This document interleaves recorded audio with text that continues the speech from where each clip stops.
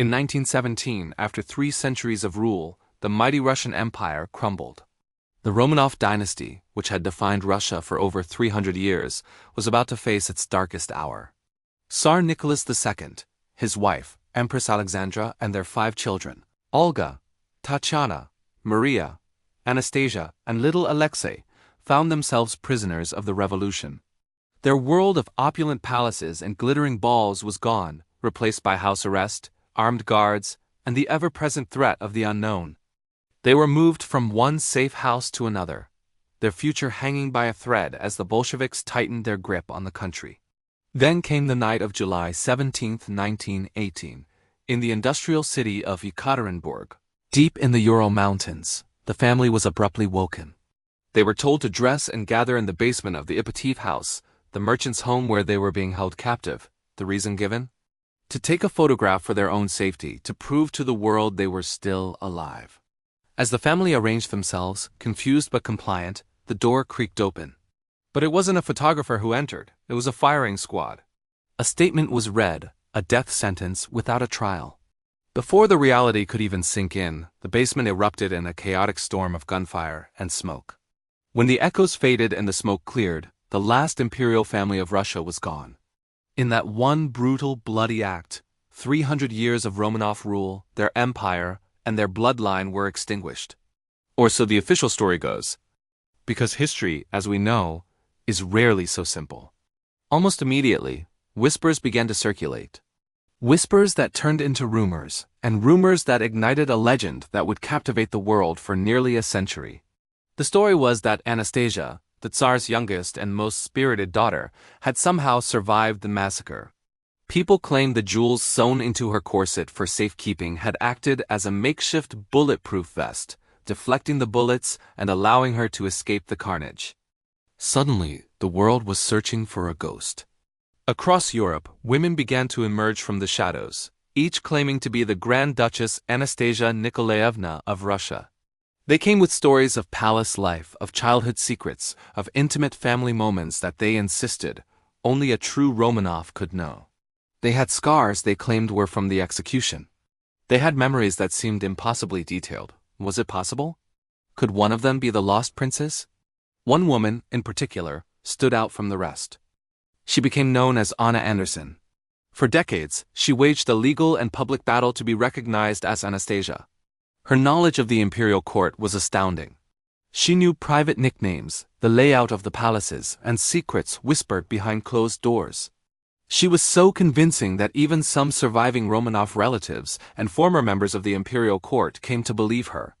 She had a certain regal air, a familiarity with aristocratic customs, that made people wonder. Her case became a global sensation, dividing families and fueling the debate. Was this woman a brilliant imposter, or was she the living proof that a miracle had happened in that Yekaterinburg basement? The mystery only deepened as the years passed. The Soviet Union, a regime built on the ashes of the Romanov Empire, kept a tight lid on the events of that night. Their official accounts were contradictory and vague. Key documents mysteriously vanished. Some Soviet officials even hinted that 2 of the children had, in fact, escaped. This only added fuel to the fire, keeping the legend of Anastasia alive for generations. Books were written, plays were staged, and Hollywood created its own romanticized versions of the story, solidifying the image of the lost princess in the public imagination.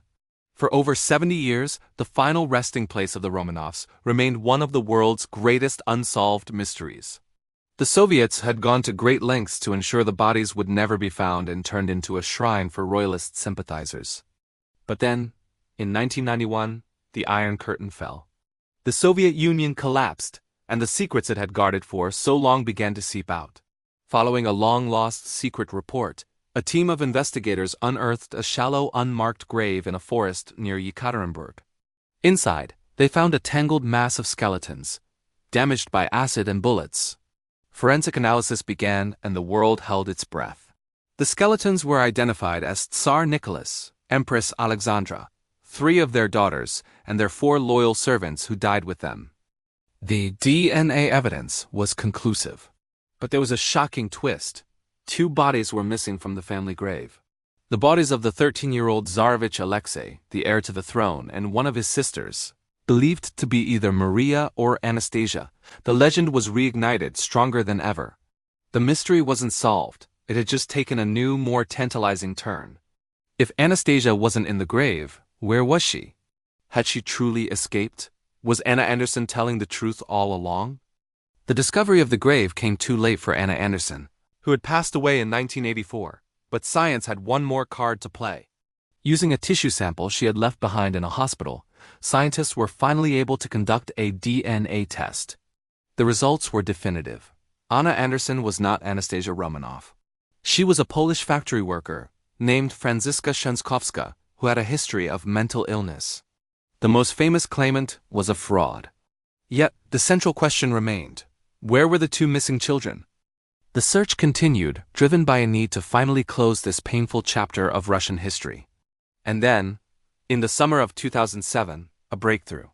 A second, smaller burial site was discovered just a few dozen meters away from the main grave. It contained the charred bone fragments of two young people. The location matched the executioner's own accounts of attempting to burn two of the bodies separately to confuse anyone who might find the mass grave. Once again, DNA experts went to work, using the most advanced techniques available. They compared the DNA from these fragments to the known Romanov genetic profile. In 2008, the official announcement was made. The remains belonged to Tsarevich Alexei and one of his sisters.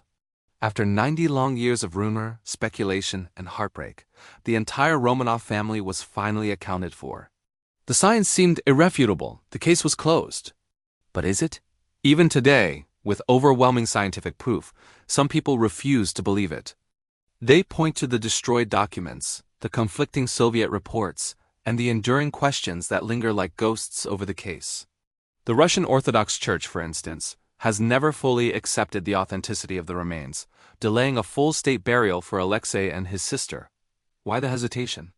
Is it purely a matter of faith, or do they know something we don't? Why would high-ranking Soviet officials in the past insist that two children survived? Was it just misinformation to confuse their enemies, or was it a slip of the tongue revealing a hidden truth? The Romanov mystery is more than just a historical puzzle. It's a haunting story about the brutal collision of power, revolution, and fate. It reminds us that even the most powerful dynasties can be wiped from the face of the earth in an instant, leaving behind a legacy of questions, legends, and a profound sense of loss. The story of Anastasia, the girl who might have escaped, continues to fascinate us because it offers a glimmer of hope in the face of unspeakable tragedy. It speaks to our desire to believe in miracles, in survival against all odds. Even with the scientific evidence we now have, the legend of the lost princess endures, a testament to the power of a story that is simply too captivating to let go. The truth may be buried in the cold Russian soil, but the mystery of the Romanovs will likely live on forever. Thanks so much for watching.